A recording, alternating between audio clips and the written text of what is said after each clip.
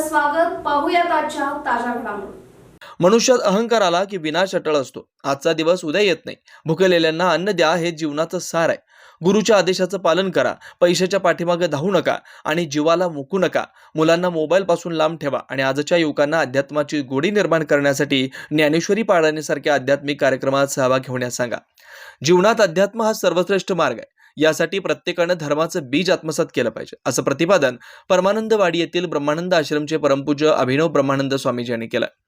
इंगळी कुसनाळ मोळवाड येथे सुरू असलेल्या हरिभक्तपरायण कृष्णा महाराज यांच्या सुवर्ण महोत्सवी पुण्यस्मरण व ज्ञानेश्वरी पारायण सोहळ्यात सहभागी होऊन ते बोलत होते.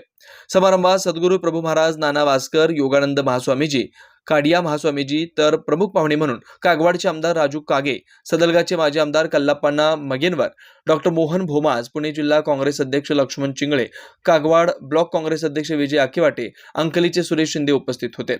यावेळी योगानंद स्वामीजी बोलताना म्हणाले की श्रद्धा, निष्ठा, भक्तीचा संगम हेच पाहायला मिळत आहे. भारतीय सांस्कृतिक धार्मिक व्रत वैकल्यांना खूप महत्व आहे. आरोग्य व आयुष्य वृद्धीसाठी अशा धार्मिक कार्यात सहभागी होणं अत्यंत आवश्यक आहे. त्यावेळी कागवाडचे आमदार राजू कागे, कल्लाप्पांना मागेनवर व इतर मान्यवरांनी आपलं मनोगत व्यक्त केलं. यावेळी अजित चिगरे, एस.बी. सूर्यवंशी, संजय कुडचे, आप्पासाहेब सौंदलगे, ज्ञानेश्वर जाधव व सर्व ग्रामपंचायत अध्यक्ष, उपाध्यक्ष, सदस्य, ग्रामस्थ उपस्थित होते. कार्यक्रमाचे स्वागत व प्रास्ताविक रोहन कोकणे यांनी केलं. सूत्रसंचालन सदाशिव पुजारी तर आभार सुभाष शेवाळे यांनी केलं. एसबी न्यूज साठी इंगळीहून राजू कोळी. ಗ್ರಂಥರಾಜ ಜ್ಞಾನೇಶ್ವರಿಯನ್ನು ಮುಂದಿಟ್ಟುಕೊಂಡು ಪಾರಾಯಣ ಮಾಡುವುದನ್ನ ಈ ನೋಡಿ ಕಣ್ಣುಗಳು ದರ್ಶನ ಆದವಲ್ಲ, ಕಣ್ಣುಗಳು ಸಾರ್ಥಕ ಆದವಲ್ಲ. ನಿಮ್ಮ ಪಾರಾಯಣದ ನುಡಿಯನ್ನ, ಶಬ್ದಗಳನ್ನ ಕೇಳಿ ನಮ್ಮ ಕಿವಿಗಳ ಪಾವನ ಆದವಲ್ಲ, ನಮ್ಮ ಬದುಕು ಪಾವನವಾಯ್ತಲ್ಲ ಅಂತ ನನಗೆ ಅನಿಸ್ತು. ವೇದಿಕೆ ಮೇಲಿದ್ದಾಗ ಎಲ್ಲ ಚಿಕ್ಕ ಚಿಕ್ಕ ಮಕ್ಕಳು ಬಂದು ನಮಸ್ಕಾರ ಮಾಡ್ತಾರೆ. ಯಾವ ಸಂಸ್ಕಾರ ನೋಡಿ ನಮಗೆಲ್ಲ. ನಮ್ಮ ಮಕ್ಕಳಿಗೆ ಕಲಿಸಬೇಕಾಗಿರುವಂತದ್ದು ಇದೆ. ಒಂದು ಸಂಸ್ಕಾರ, ಸಂಸ್ಕೃತಿ, ಒಂದು ಪರಂಪರೆ, ಗುರು ಹಿರಿಯರನ್ನ ಗೌರವಿಸುವುದು, ತಂದೆ ತಾಯಿಗಳನ್ನ ಪ್ರೀತಿ ವಾತ್ಸಲ್ಯದಿಂದ ಗೌರವದಿಂದ ನೋಡಿಕೊಳ್ಳೋದು. ಇದು ಯಾವ ಶಾಲೆ ಕಾಲೇಜುಗಳಲ್ಲಿ ನಮಗೆ ತಿಳಿಸೋದಿಲ್ಲ, ಕಲಿಸೋದಿಲ್ಲ. ಇಂತಹ ಕಾರ್ಯಕ್ರಮದಲ್ಲಿ ನಮ್ಮನ್ನು ನೋಡಿ ನಮ್ಮ ಮಕ್ಕಳು ಕಲ್ತ್ಕೊಳ್ತಾರೆ, ನಮ್ಮನ್ನು ನೋಡಿ ನಮ್ಮ ಯುವಕರು ಕಲ್ತ್ಕೊಳ್ತಾರೆ. ಇದೊಂದು ಅತ್ಯಂತ ಆದರ್ಶಮಯವಾಗಿರತಕ್ಕಂತಹ ಈ ಭಾಗಕ್ಕಷ್ಟೇ ಸೀಮಿತ ಅಲ್ಲ, ಇಡೀ ಕರ್ನಾಟಕದಾದ್ಯಂತವಾಗಿ ಈ ಒಂದು ಕಾರ್ಯಕ್ರಮದಿಂದ ಒಂದು ಚೈತನ್ಯದ ಶಕ್ತಿ, ಪಾಸಿಟಿವ್ ಎನರ್ಜಿ ಎಲ್ಲ ಕಡೆಗೂ ಕೂಡ ಹರಡುತ್ತಾ ಇದೆ ಅಂತ ನಾನು ಭಾವಿಸಿಕೊಂಡಿದ್ದೇನೆ. ಇಲ್ಲಿ ಬಂದಂತವರಿಗೆ ಎಷ್ಟು ಆನಂದ ಆಗ್ತದೆ. ಇಂಗ್ಲಿಕರ ಮಹಾರಾಜ್ ನಡೆದಂತ ಪುಣ್ಯ ಭೂಮಿ, ಇದನ್ನು ಸ್ಪರ್ಶ ಮಾಡಿ ನಾನು ಸ್ವಲ್ಪ ಹಣಿಗೆ ಹಚ್ಕೊಂಡು ದರ್ಶನ ಮಾಡಬೇಕಂತ ಬಂದಿರತಕ್ಕಂಥ. ಯಾಕಂತಂದ್ರೆ ಈ ಭಾಗದಲ್ಲಿ ಇದು ಕೃಷ್ಣಾ ನದಿ ದಂಡೆ ಏನದಲ್ಲ, ವೇದಾಂತ ಕೇಸರಿ, ಅವಾಗಿನ ಕಾಲದ ವೇದಾಂತ ಕೇಸರಿ ಮಲ್ಲಿಕಾರ್ಜುನಪ್ಪಗಳು ಮತ್ತು ವಾಸ್ಕರ್ ಮಹಾರಾಜರು, ದತ್ವಾಡ ಬಾಬಾ ಮಹಾರಾಜರು ಮತ್ತು ಕೃಷ್ಣಾಕರ ಇಂಗಳಿಕರ ಮಹಾರಾಜರು ಏನು ಮಾಡ್ಯಾರ ಅಂತಂದ್ರೆ, ಜಿಡ್ಡು ಕಟ್ಟಿದ ಜಾಡನ್ನು ತಮ್ಮ ಅಂತರಂಗದ ಕಸಬರಿಗಿಂತ ಹೊಡೆದು ಎಲ್ಲ ಸ್ವಚ್ಛ ಮಾಡಿದಂಥ ಪುಣ್ಯಾತ್ಮರವರು. ಎಲ್ಲವನ್ನು ಏನಂತಂದ್ರೆ ಕಲ್ಮಶವನ್ನು ತೆಗೆದಕ್ಕಂಥ ಪುಣ್ಯಾತ್ಮರು. ಯಾವುದೇ ಜಾತಿ ಮತ ಪಂಥ ಅಣ್ಣಾರ್ದಂಗ ಇವರು ಏನಂತಂದ್ರೆ ವಾರಕರಿ ಸಂಪ್ರದಾಯವನ್ನು ಪ್ರಧಾನವಾಗಿ ಇಟ್ಟುಕೊಂಡು ಇವರು ಅಂತರಂಗದ ಕಲ್ಮಶವನ್ನು ಇವರು ತೆಗೆದ್ರು.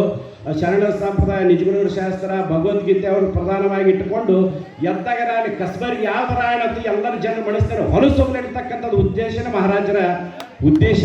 ಆ ರೀತಿಯಾಗಿ ಮಹಾತ್ಮರು, ಪುಣ್ಯಾತ್ಮರು ಅದನ್ನು ಸಂಚಾರ ಮಾಡಿರ್ತಕ್ಕಂಥ ಈ ಪುಣ್ಯಕ್ಷೇತ್ರ ದರ್ಶನ ಮಾಡಿ. ಯಾಕೆ ಪ್ರವಚನ ಮಾಡೋರು ಭಾಳ ಮಂದಿ ಅದ. ನೀವು ಪ್ರವಚನ ಕೇಳು ವ್ಯವಧಾನದೊಳಗಿಲ್ಲ. ನಿಮ್ಗೆ ನೋಡಾಕತ್ತಿದ್ರೆ ಯಾಕೆ 1 ಗಂಟೆ ಆಗೈತಿ, ಎಲ್ಲರ ಹೊಟ್ಟೆ ಹಸಿ ಆಕೈತಿ, ಅಮೃತ ಕೂಡ ವಿಷಯ ಆಗ. ನಡೆ ನುಡಿ, ನಮ್ಮ ಮುಂದಿನ ನಡೆ ಒಳ್ಳೆಯದಾಗಬೇಕು. ಎಲ್ಲರನ್ನೂ ನಾವು ಅಣ್ಣತಮ್ಮನ ಗತೆ ನೋಡ್ಕೋತೀವಿ, ತಾಯಿ ತಂದೆ ಗತೆ ನೋಡ್ಕೋತೀವಿ. ನಿಮ್ಮ ತಾಯಿ ತಂದೆಗೆ ಅಷ್ಟೇ ರೆಸ್ಪೆಕ್ಟ್ ಕೊಡಬೇಡ್ರಿ, ಬೇರೆಯವರಿಗೂ ರೆಸ್ಪೆಕ್ಟ್ ಕೊಡ್ರಿ, ಬೇರೆಯವರಿಗೂ ಕಾಲು ಬೆಳ್ರಿ, ಬೇರೆಯವರಿಗೂ ನಮಸ್ಕಾರ ಮಾಡ್ರಿ. ಇದು ಒಂದು ನಮ್ಮ ಭಾರತ ದೇಶದ ಸಂಸ್ಕೃತಿ. ಇದನ್ನೆಲ್ಲ ಅಳವಡಿಸ್ಕೋತೀವಿ. ನಾ ಸುಮ್ಮ ಗಟ್ಟಲವಾದ್ರಿ ನೀರು ಕುಡಿಯೋದ ಇಟ್ಟು ಅಡಾಸಿದ್ರು ಏನು ಒಂದು ಆಗಬೇಕಲ್ಲ, ಆದಿಕಲ್ಲ. ಎಲ್ಲರೂ ಒಳ್ಳೆಯದಾಗಲಿ. ನನಗೆ ಭಾಳ ಚೆನ್ನಾಗಿ ಬನ್ನಿ. ನಾನು ಆದ್ರೂ साधू संतांनी याच गोष्टीचा पुरस्कार अनेक वेळा केला. भगवंताच्या ठिकाणी असणारं चैतन्य, ज्याला ब्रह्मचैतन्य असं म्हटलं जातं, आणि तुम्ही आम्ही असणारे सामान्य जीव, यांच्या ठिकाणी असणारं चैतन्य, ज्याला जीव चैतन्य असं म्हटलं जातं, ही दोन्ही चैतन्य एकमेकांपासून मुळीच भिन्न नाही. ब्रह्म चैतन्य म्हणजेच जीव चैतन्य आणि जीव चैतन्य म्हणजेच ब्रह्म चैतन्य. श्रीकृष्ण परमात्मा अर्जुनाला गीतेमध्ये उपदेश करताना सांगतात, ममेव मांसो जीवलोके जीवभूत सनातन मनषष्टानि इंद्रियानि प्रकृतिस्थानी दर्शक. जे काही जीव मात्र म्हणून या सृष्टीवरती आहे ते सर्व माझाच अंश आहे, प्रत्यक्ष भगवंताने हे सांगितलेलं आहे. त्यामुळे त्या गोष्टीवरती शंका घेण्याचं काही एक कारण त्या ठिकाणी नाही. ज्ञानोबाला सांगतात, सर्वाघटी राम देहादेही एक सूर्यप्रकाशक सहस्रदर्शी. सर्व साधु संतांनी ಮಹಾತ್ಮರು ಎಲ್ಲರೂ ಕೂಡ ಒಂದು ವಿಶೇಷವಾಗಿ ವರ್ಣನೆಯನ್ನು ಮಾಡಿಕೊಂಡು ಬರ್ತಾ ಇದ್ದಾರೆ. ಈ ಸುವರ್ಣ ಮಹೋತ್ಸವಕ್ಕೆ ನಮ್ಮ ತೂಕದಷ್ಟು ಸುವರ್ಣವನ್ನು ನಾವು ಕೊಟ್ಟರೂ ಸಹಿತ ಇಂತಹ ಕಾರ್ಯಕ್ರಮಗಳನ್ನು ನೋಡಲಿಕ್ಕೆ ಸಿಗೋದಿಲ್ಲ. ನಾ ಭೂತವನ ಭವಿಷ್ಯಕ್ಕೆ ಅನ್ನೋ ಹಾಗೆ ಈ ಕಾರ್ಯಕ್ರಮವನ್ನ ಮಾಡ್ತಾ ಇದ್ದಾರೆ. ಒಂದು ಗ್ರಂಥರಾಜ ಆಗಿರತಕ್ಕಂತಹ ಜ್ಞಾನೇಶ್ವರಿಯನ್ನ ಸುಮಾರು 5,001 ಜನ ಕೂಡಿಕೊಂಡು ಪಾರಾಯಣವನ್ನ ಮಾಡಿ ಬಹುಶಃ ಒಂದು ಈ ಕ್ಷೇತ್ರವನ್ನ ಮತ್ತು ಈ ಸ್ಥಳವನ್ನ ಪವಿತ್ರಗೊಳಿಸಿದ್ದಾರೆ. ನಿಜವಾಗಲೂ ಇಂಗ್ಲೇಕರ ಮಹಾರಾಜರು ಎಂತಹ ಒಂದು 50 ವರ್ಷಗಳ ಹಿಂದೆನೆ ಇಲ್ಲಿ ಹರಿಭಕ್ತ ಪಾರಾಯಣವನ್ನ, ಸಂತರ ಒಂದು ಸೇವೆಯನ್ನ, ಅಭಂಗಗಳನ್ನು ಮಾಡ್ತಾ, ದಿಂಡಿ ಯಾತ್ರೆಗಳನ್ನು ಮಾಡ್ತಾ ಅವರ ಬಗ್ಗೆ ಕೇಳಲಾರದಂತವರು ಬಹುಶಃ ಈ ಸುತ್ತಮುತ್ತಲಲ್ಲಿ ಯಾರೂ ಇಲ್ಲ.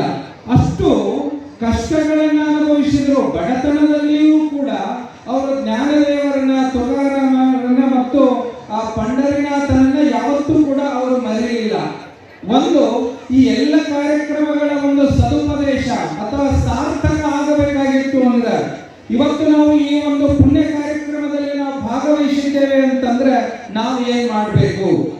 ಭಗವಂತನೇ ಹೇಳುವ ಹಾಗೆ, ಅನನ್ಯ ಚಿಂತೆಯಂತೋ ಮಾಂ ಯೇ ಜನಃ ಪರಿವಿಪಾಸತೆ ತೇಷಾಂ ನಿತ್ಯಾಭಿಯುಕ್ತಾನಾಂ ಯೋಗಕ್ಷೇಮಂ ವಹಾಮ್ಯಹಂ.